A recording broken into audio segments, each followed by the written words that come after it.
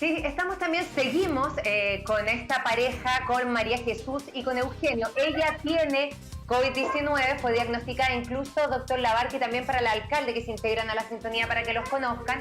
Ella estuvo incluso hospitalizada 5 días, sigue con coronavirus, pero lo más increíble de la historia de ellos es que Eugenio es asintomático, da por hecho que tiene, pero no tiene absolutamente ningún síntoma que se presente. Y aquí habían varias cosas que conversábamos con ellos, doctor Jaime. Una es que qué posibilidad o qué peligro tienen los asintomáticos de contagiar a otros, porque claro, él sabe que su pareja tiene, entonces tomamos todos los resguardos, pero hay alguien que podría no enterarse que lo tiene y contagiar a muchas personas. Claro, no sabemos cuánto es el porcentaje de personas sintomáticas, pero un caso similar, me ha tocado vivirlo con un familiar cercano fuera del país. Así que eso ocurre perfectamente. Ahora, vamos a saber cuántas fueron los asintomáticos como nuestro amigo ahí en pantalla, ¿no es cierto? Pero lo vamos a saber después con test de sangre. Va a haber, sin lugar a dudas, exámenes de sangre que van a medir los anticuerpos y vamos a saber quiénes tuvieron o no tuvieron la enfermedad y de esa manera en estudios poblacionales vamos a determinar cuál es el grado de cobertura que tuvo la enfermedad. Ahora, los asintomáticos en general no contagian. El que contagia, el que es más delicado es aquel que está previo a hacerse sintomático. Esa es la... Claro, el que está 2 días previo a hacerse sintomático. Entonces, en general, una persona asintomática no contagia, eso es lo que se sabe, digamos, hasta ahora, pero por ejemplo, alguien que está en contacto con una persona que tuvo coronavirus, que está en contacto cercano, que está confirmado, en el periodo de cuarentena puede hacerse sintomático, en el día 10, por ejemplo, del periodo de cuarentena, se puede hacer sintomático. Y va a contagiar quizás los 2 días antes de hacerse sintomático, pero no previamente. Por eso es que la gente no saca nada con hacerse un examen en el día 3 de la cuarentena, porque puede ser negativo y sin embargo enfermarse posteriormente. Pero doctor Labarca, un asintomático aquí, por ejemplo, alrededor de Jalescoa, 2 días antes de enfermarse, ¿no? Oh, se nos fue. Sí, a ver si retomamos con el doctor Labarca cuando estemos. Eugenio y María Jesús están ahí, están en vivo. Doctor Labarca volvió, ahí está. Sí, aquí estoy. Sí. El tema asintomático, 2 días antes de ser sintomático. ¿Deja la escoba en un lugar laboral, en la micro, en el metro?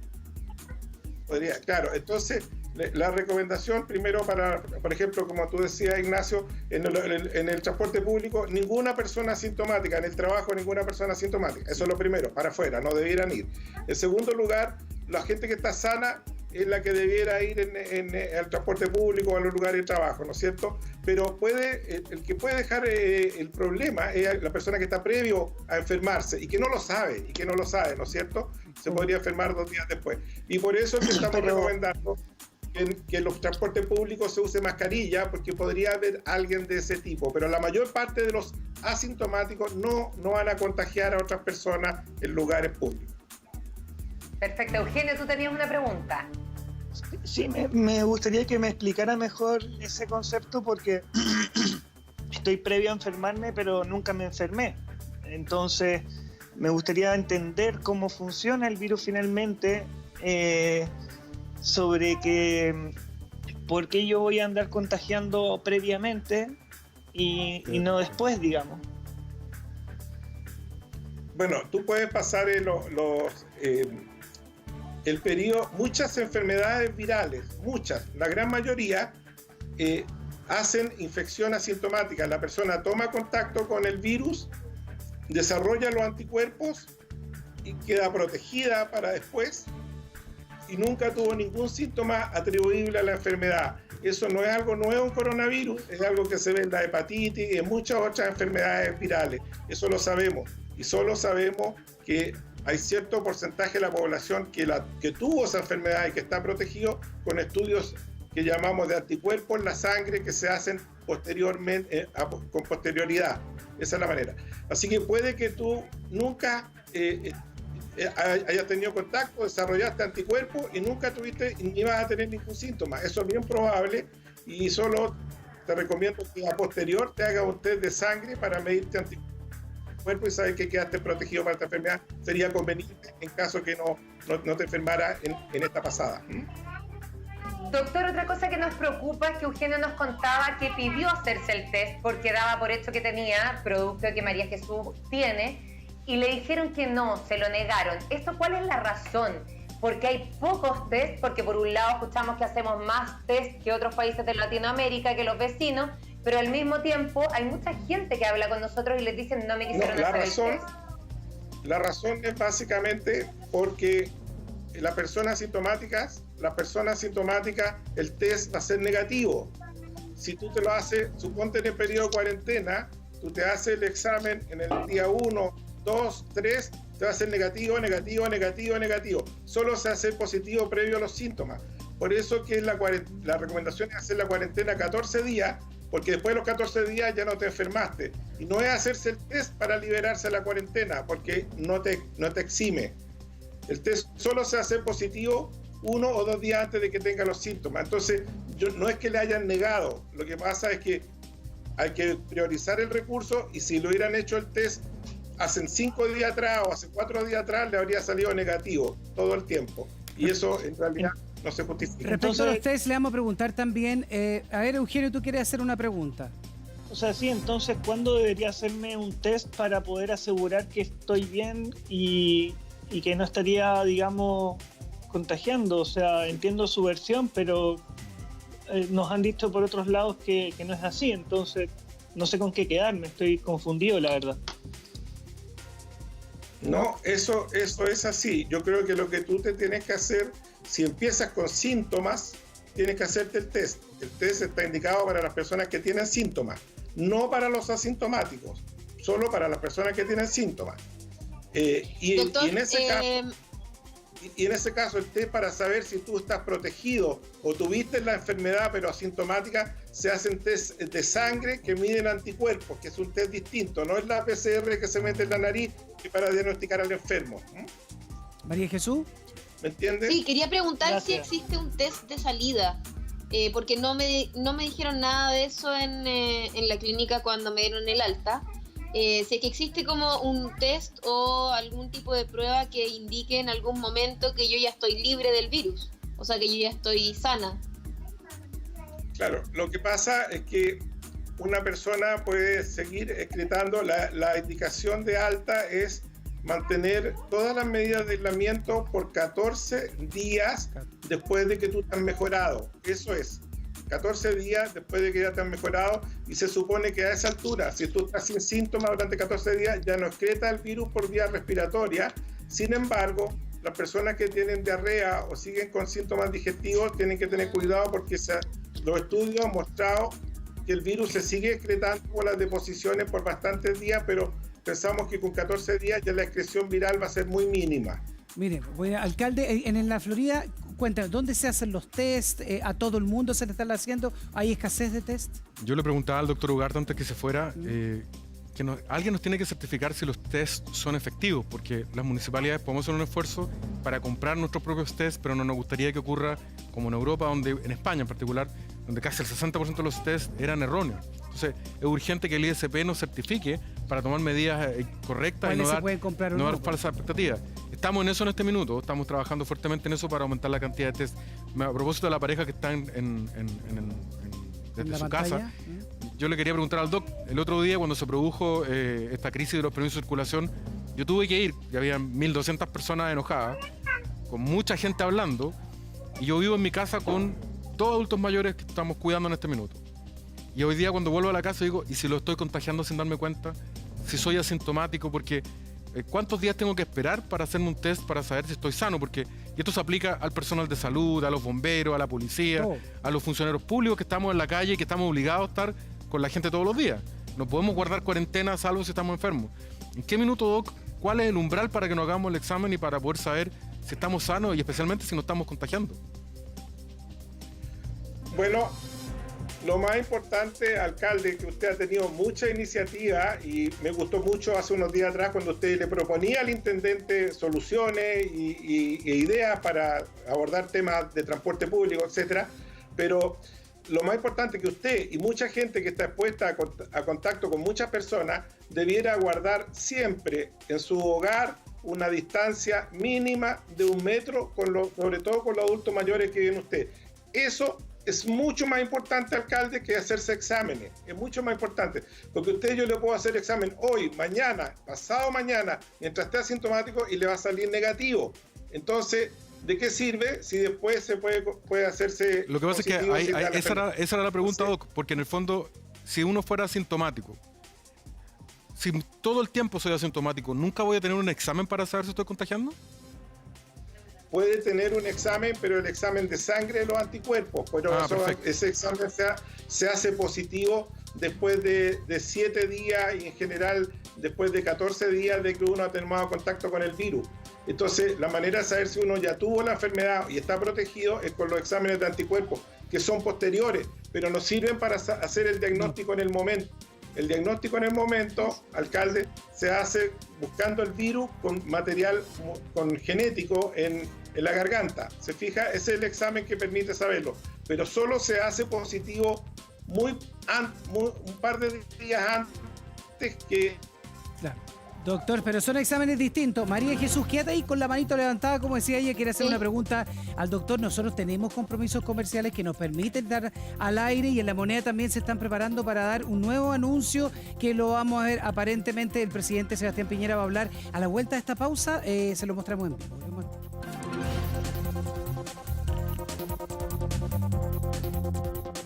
Seguimos con el alcalde Carter, estamos con María Jesús, también con Eugenio, pero María Jesús, tú tenías una pregunta al doctor. Hágasela nomás, María Jesús. Sí, es una pregunta para el doctor que tiene que ver con algunas de las medidas que ha tomado el gobierno y con la información que han dado, sobre todo con esto de sacar el permiso de circulación, que finalmente lo único que ha hecho es exponer a las personas a un posible contagio, y también tiene que ver con esta nueva ley de protección al empleo, que lo que hace es decir a los trabajadores que vayan a retirar sus seguros de cesantía.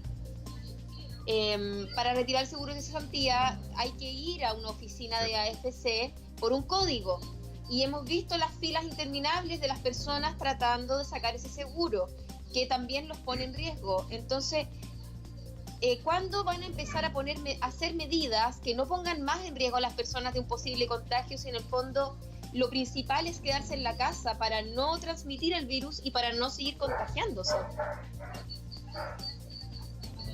Claro, de acuerdo con los comentarios de María José, creo que tenemos que evitar todas las de aglomeración, tratar de hacer todo un giro a la de digital, ¿cierto? Usar todos los medios por internet, poder hacer trámite. Lamentablemente, en estas situaciones de pandemia, no quiero justificar, pero quiero decir de que hay muchos frentes que van apareciendo todos los días, en educación, en transporte, en trámites legales, etcétera. Entonces, el ideal es que se vayan adelantando a todos estos frentes o a los puntos de conflicto, pero creo que son demasiados los frentes que vienen, porque este es un cambio dramático de cómo estamos funcionando como sociedad. Entonces, ya aparecen estos puntos que son los de conflicto y que los medios como TVN, ¿no es cierto?, lo han puesto, digamos, ahí han marcado alguna pauta, ¿no es cierto?, de que este es un problema, acá hay otro problema, de tal manera que las autoridades tienen que idealmente adelantarse y si no, solucionarlo lo más rápido. Claro, esto es un revésón para todos, como dice el doctor, porque, a ver, alcalde, en el caso de la Florida se fueron todos a sacar la patente. Después, uno pide el finiquito, no puede ir a la notaría, hay notaría que está encerrada. Entonces, ahí hay que hacer una reformulación, pero rápida. Lo que hablaban desde el domicilio, los pacientes que están en este minuto en cuarentena, tienen toda la razón. Este tiene que ser un aprendizaje, va a tener que ser un aprendizaje muy rápido para las autoridades para ponerse en los zapatos de la gente.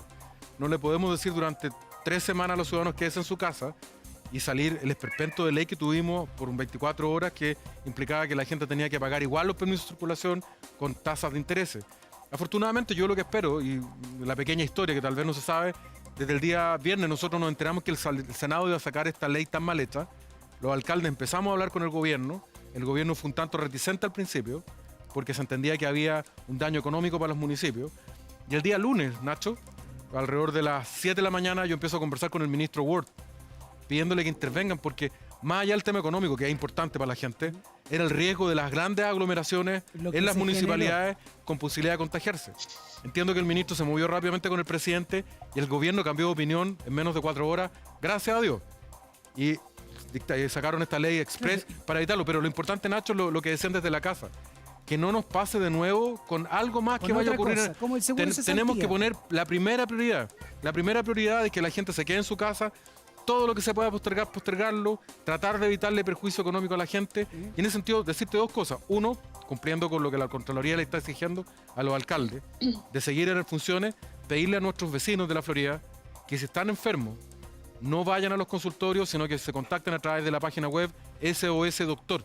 Pueden llamar a ese número a través de la página web y van a recibir un médico que los va a atender, de modo tal de sacar gente de la calle y, salvo casos gravísimos, que vayan a atenderse. Y yo quería preguntarle a la pareja que estaba en la casa, que iba a entender la pregunta. ¿Que era Eugenio o la María Jesús? A los dos.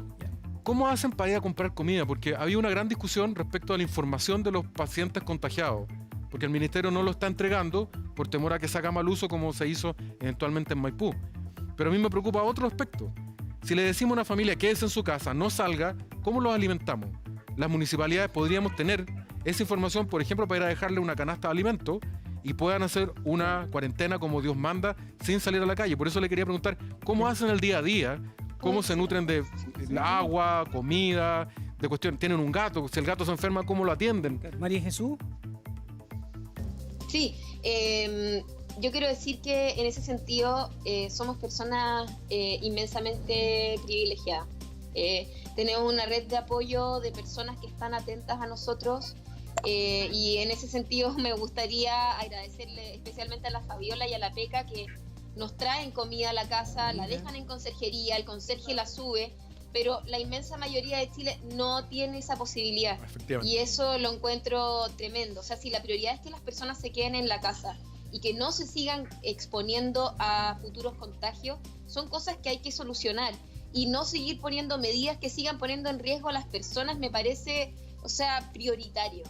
Sí, lo otro muy grave es que no se tiene conciencia de comunidad, es decir, en Santiago Oriente por lo menos, donde todo esto partió con sus primeros focos, la gente no se conoce con sus vecinos, no sabemos quiénes son nuestros vecinos.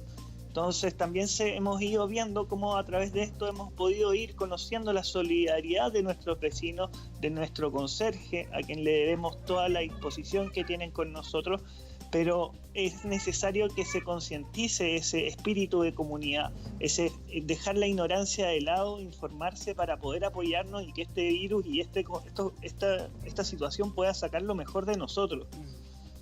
No, y además de eso, por ejemplo, si ustedes tienen la comunidad en cualquier parte de Chile, pueden sacar un permiso para ir al supermercado por un adulto mayor que vive en su edificio o en su comunidad, conversen con la gente que está ahí, conversen con la gente, los vecinos, para ayudar también a distribuir, porque a lo mejor como hay menos conserje hoy día no dan abasto para distribuir todas las cosas que por ordenanza están llegando a la administración o a la entrada del edificio, así que es muy bueno el llamado al humano. Es verdad lo que decías tú, Eugenio, no conocíamos a nuestro vecino, no puede ser que para catástrofe sepamos quién vive arriba o al lado tuyo. Cierto. Es importante que se creen los WhatsApp comunitarios para saber quién está ahí. En nuestro caso fue de más a menos en nuestro edificio, o sea, de menos a más, pero finalmente ya más estable el pánico, digamos, sobre esta situación, porque fuimos el primer caso en este edificio, hemos podido recibir toda la solidaridad, pero por lo que nosotros pasamos, o por lo que ha pasado en regiones que están mucho más aislados de este primer conocimiento de medidas, de cómo se transmiten los contagios, etcétera. En mi caso yo soy de los Andes, cuando yo me contagié, cuando avisé, porque lo primero que hicimos fue comunicar a todo el mundo y es lo que queremos comunicar también, que cada contagiado creo y consideramos que es su deber comunicárselo a todos sus conocidos para que sepan cómo se vive su caso, para que sepan cómo... Ahí justo se nos quedó, pero vamos a volver con ustedes, con Eugenio y también con la María Jesús. Importante el llamado. Nosotros nos vamos a separar un segundo por los compromisos comerciales que tenemos y ya volvemos en directo del Palacio de la Moneda también y con el alcalde Carter que lo tenemos en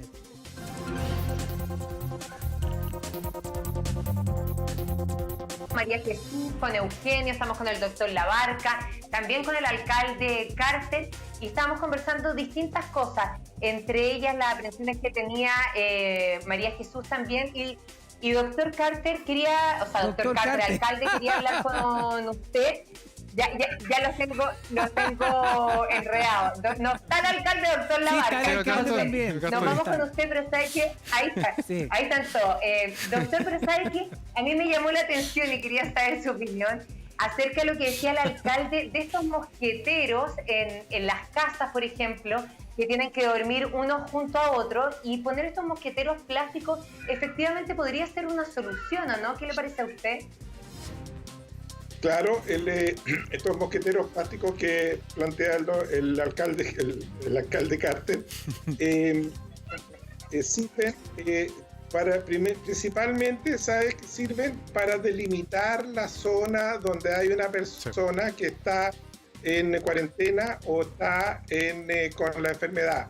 Entonces, eso ayuda mucho la separación física para que las personas no traspasen, porque si no ocurre ello, la gente tiene la tendencia natural a acercarse, y esto ya les pone una barrera. Y en segundo lugar, claro, mantiene algún grado de aislamiento con el físico, con el entorno. A esto, alcalde, habría que sumarle al aseo de la unidad, del lugar donde está la persona en cuarentena, o está la persona que entonces disponer de agua con cloro, y la receta de echar, ¿no es cierto?, cloro al agua para que se hagan los aseos a la superficie, o cualquier cosa que se use para la higiene ambiental puede servir. Así ahí, Doc, que, nosotros lo que estamos viendo, Doc, es lo que veíamos delante hace unos minutos con el doctor Ugarte.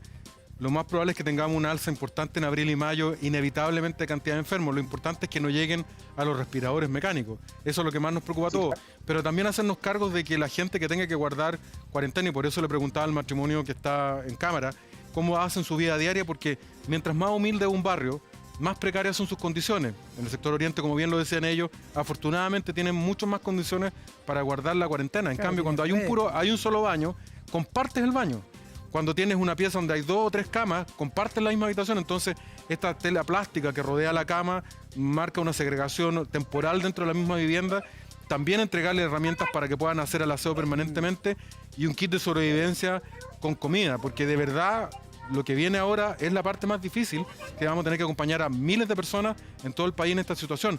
Entonces, básicamente preguntar dar a entender eso. Y lo segundo, Nacho, preguntarle al doc qué piensa, porque nosotros teníamos contratado ya, lo íbamos a inaugurar mañana, un servicio de buses de acercamiento de 2 pisos, un modelo inglés de transporte para la ciudadanía por el transporte público colapsado.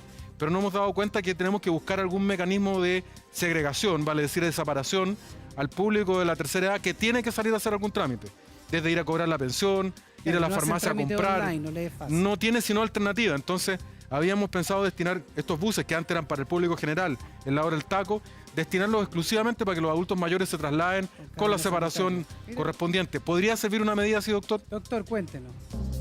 Sí, fantástico, alcalde, porque mire, lo que tenemos que tener más cuidado es que la gente sobre 60 y adultos mayores no tomen contacto, o prevenir todo contacto para evitar la posibilidad que ellos se contagien, porque los más jóvenes pueden pasarlo en su casa o pueden caer al hospital, pero no van a ser la forma más grave habitualmente.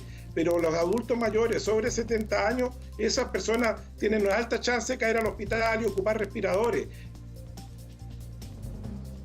Claro, doctor, pero ahí precisamente el doctor también habló, cuando retomemos el contacto con él.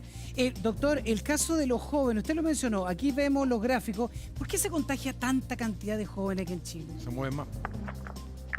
La cantidad de jóvenes se contagia fundamentalmente porque ellos primero fueron los que más viajan, están todo el tiempo saliendo fuera del país y nos pilló en una vuelta de vacaciones, un momento muy crítico para nosotros desde el punto de vista de recibir mucha gente desde fuera del país. Ese es como el primer punto.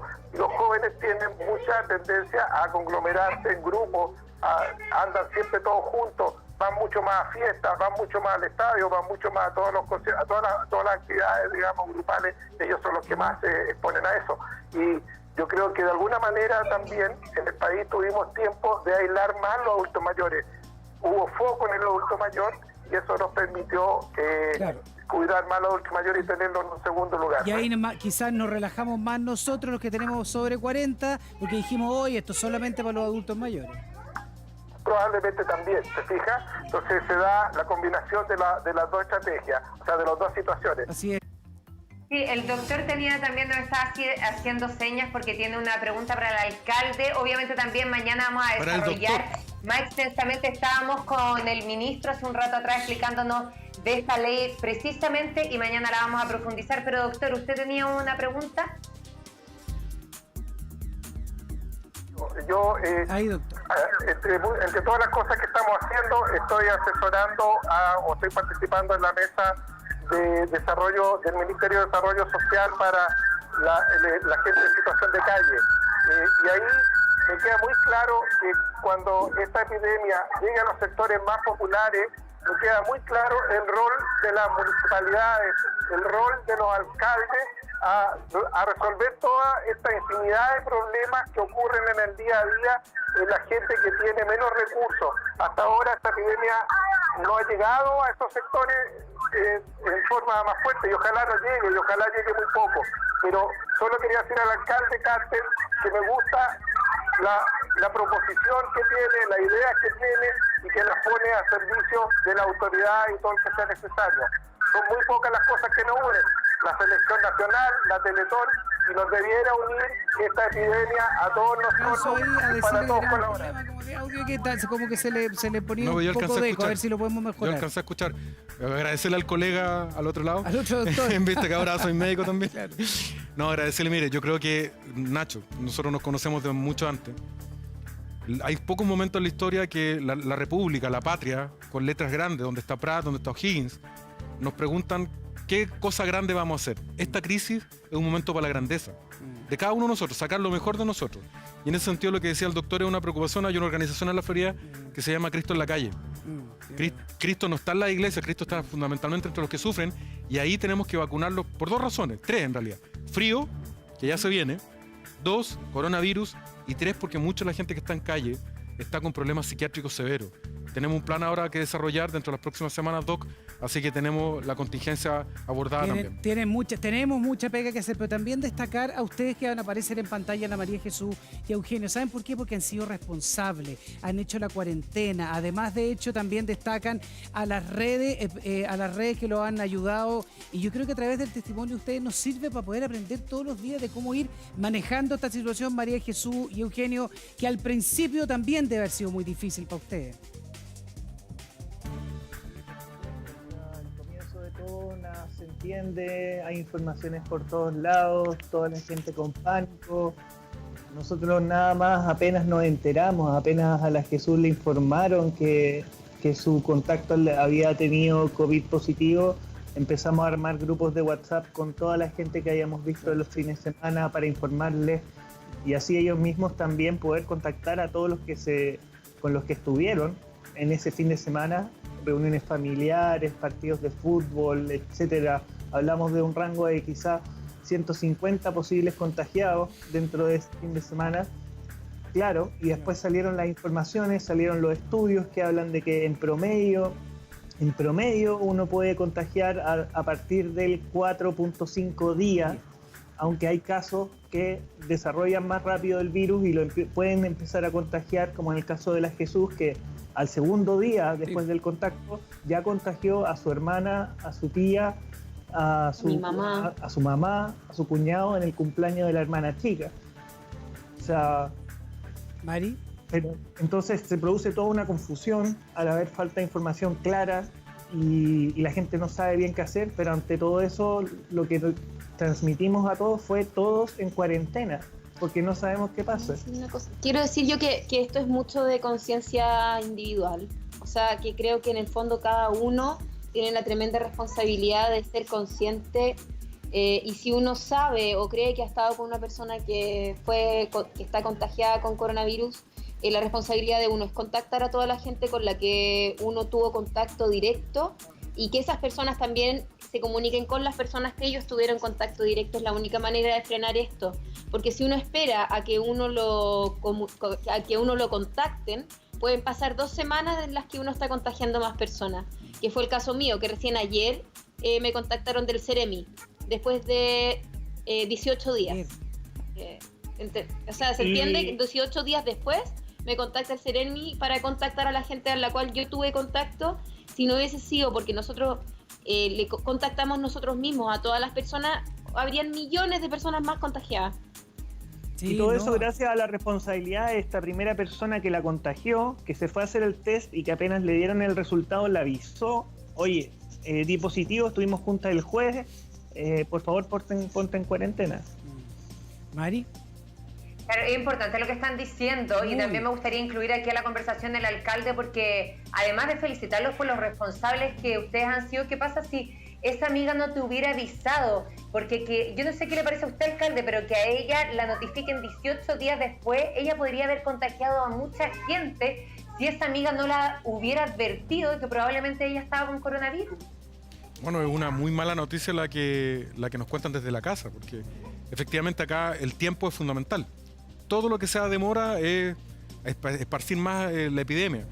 Es también una oportunidad para 2 cosas. Primero, dejar de tratar a las personas como números. El Estado, cualquiera sea el gobierno, tiende a tratar a la gente como números. Somos números para todo. Y segundo, optimizar los tiempos de respuesta en este tipo de crisis. Porque muy probablemente a ella la contactan 18 días después porque es un papel sobre papel. No tiene una historia, no tiene un seguimiento.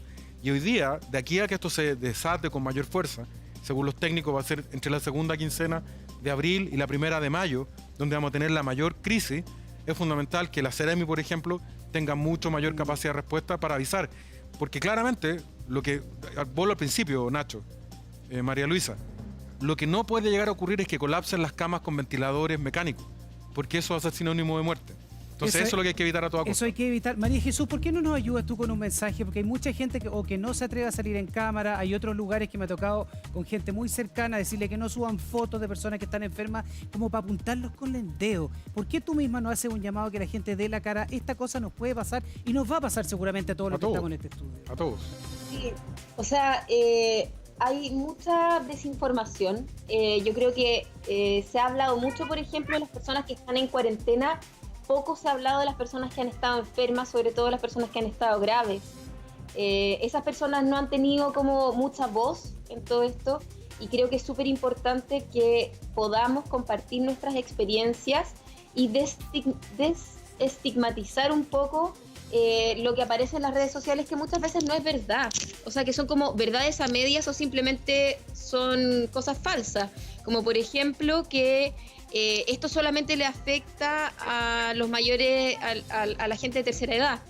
No es así. O sea, cuando yo estuve hospitalizada, toda la gente o el 90% de las personas que estaban graves y hospitalizadas eran menores de 40 años. Eso no quiere decir que los mayores de 60 o 70 no sean factores de riesgo mucho mayor. O sea, imagínate ellos cómo van a estar si es que se llegan a contagiar.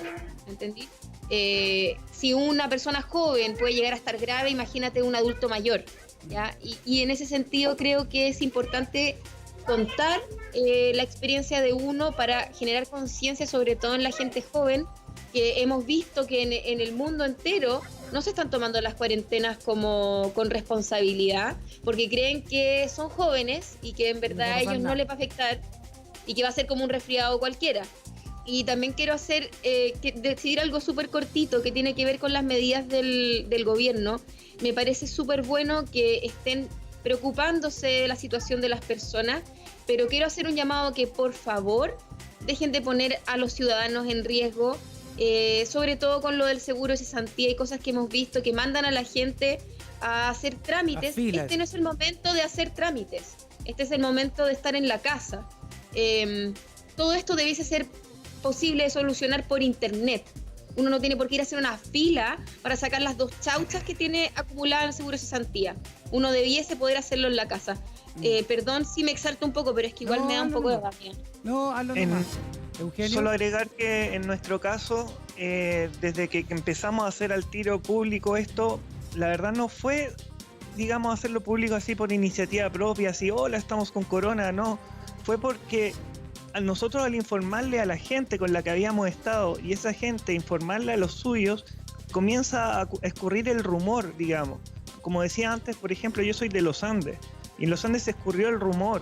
Después decían que toda mi familia tenía coronavirus, etcétera, aquí y allá, y yo nunca había estado en contacto con ellos. Esto se tuvo que hacer público también porque yo tuve que salir a desmentir a todos mis contactos por las redes sociales de que eso no era así, que no podían vivir estigmatizándolos porque no tenían ninguna culpa y no estaban contagiados con el virus. La gente con todo esto cae en este pánico y es necesario que todos los que tengamos el virus podamos compartirlo con todos nuestros cercanos. De ahí cada quien verá de qué manera o no. Pero nosotros a través de este proceso también nos hemos convertido en una consulta telefónica porque nos llaman de todos lados, hasta gente que ni conocemos, para consultarnos sobre qué hemos sentido, sobre síntomas, etcétera, porque tampoco tienen médicos disponibles de repente a quien consultarles o no se atreven a salir de la casa.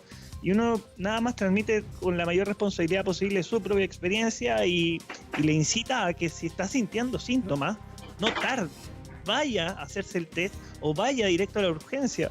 Porque el día en que la Jesús despertó mal, este virus te agarra, te sube, te baja, te eleva, te hace sentir bien, tú pensás que estáis tiquitaca y al otro día despertaste pésimo. ¿Y que cuando la Jesús ya lleva 1 hora sin parar de toser, ahí no tardamos más y partimos al tiro a la clínica, y si hubiéramos tardado unas horas más, hubiera llegado con una neumonía mucho más desarrollada a la clínica. Claro, pero por eso es importante a ustedes destacarlo, porque hay que salir al frente. Probablemente lo que estamos aquí nos va a dar a todos. Lo importante es que no nos dé a todos al mismo tiempo y evitemos llegar a los centros asistenciales. Es importante, si usted tiene, llame a la persona con la que estuvo, a la que le tincó, que a lo mejor puede haber en algún minuto haber tocado, qué sé yo, las verduras. Hágalo de alguna forma. Ahora, alcalde, mi pregunta para usted es la siguiente. El tema de las filas que hemos visto, ¿por qué no agilizamos algo más online? ¿No pueden hacerlo un poquito más online a través de los municipios, por ejemplo? Hay cosas, efectivamente, Nacho, que nosotros podemos hacer online. Por eso yo al principio decía que tenemos SOS Doctor. Entrando a la página web de laflorida.cl, la gente puede consultar al médico sin ir presencialmente. Gratuito, todos los días del año, durante la duración de esta crisis. Pero hay ciertas cosas que exceden los municipios. Por ejemplo, la tontera que ocurrió con los permisos de circulación, estamos obligados por ley a hacerlo así. No había forma de evitarlo porque llegó una ley del Congreso, si no, la Contraloría nos aprieta todo. Te va a la notaría, algo online también. Mira, cuando hay un viejo dicho que dice, donde hay una voluntad, siempre hay un camino. Nos pusimos de acuerdo con los supermercados, en general podemos hacerlo. Pero simplemente lo que corresponde ahora es pedirle que cada uno cumpla con su deber. Lo que han hecho ellos es notable. Impresionante. Y además por una razón concreta. Yo no sé si está el doctor escuchándonos, pero ¿sabes cuál es el problema con los adultos mayores? Su falta de capacidad respiratoria. Si ellos caen en una UTI, no tienen cómo sobrevivir. Por tanto, los jóvenes, si de verdad somos solidarios o son solidarios, cuidarse es un deber moral con nuestros adultos mayores. Bien, hagámoslo por el resto si no lo quiere hacer por ti. Mari. Tú nos tienes un consejo, Nacho, pero es muy importante lo que estamos conversando hoy día en el programa, de la estigmatización, a que no se hagan filas. Así es, gracias por ese consejo y aprovechamos de despedir a María Jesús, a Eugenio también. Muchas gracias por su testimonio, de verdad que ha servido mucho, no solamente a la gente que está viendo el matinal, sino que a todos, consejos como los que ustedes están dando. Gracias de verdad por conversar con el Buenos Días a Todos. Al doctor Sebastián Ugarte también le agradecemos, se tuvo que ir a urgencia rápidamente, pero ahí nos ha acompañado todos los días al pie del cañón, por supuesto, también al doctor Jaime Labarca, como todos los días ahí, que nos está enseñando a cómo cuidarnos, cómo prevenir, cómo identificar la enfermedad, y por supuesto al alcalde Carter también. Muchas gracias, alcalde. Y nos vemos mañana. Al doctor Carter ahora, sacó un doctorado. Chao, hasta mañana, cuídese.